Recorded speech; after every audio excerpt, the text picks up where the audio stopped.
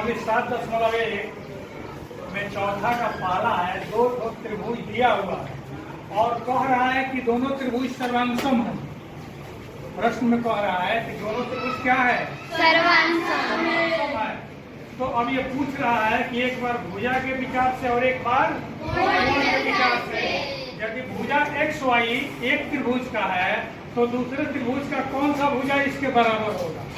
तो बताओ, भुजा के विचार से अभी हम लोग बनाए कि एक्स वाई का, एक्स वाई यही ना है।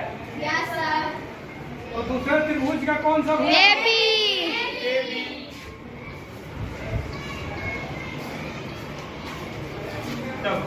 पहले त्रिभुज में वाई जेड ये है और दूसरा में बी सी।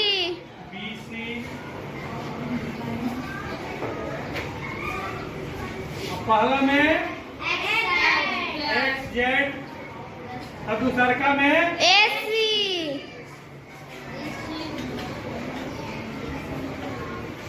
हो गया, भुजा के विचार से हो गया। अब चलो कोण के विचार से। पहला में कह रहा है कि कोण एक्स, नहीं क्या कह रहा है? कोण एक्स।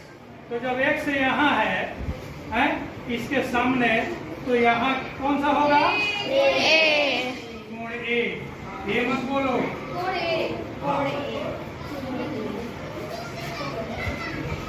दूसरा कोण वाई, तो कोण वाई किसमें होगा? बी। कोण बी।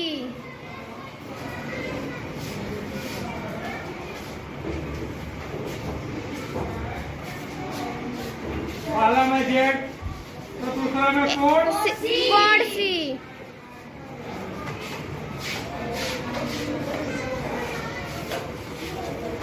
भारी है। सबका सही है ना? जी सर।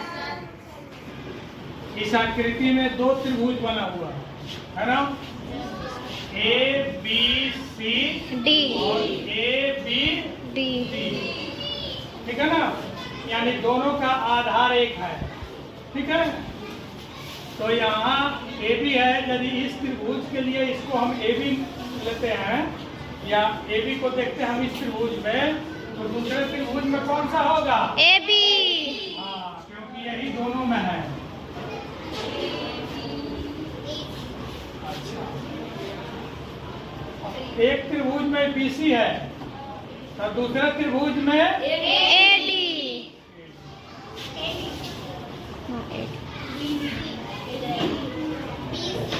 B D. एक में बी ए सी और दूसरे में बी डी।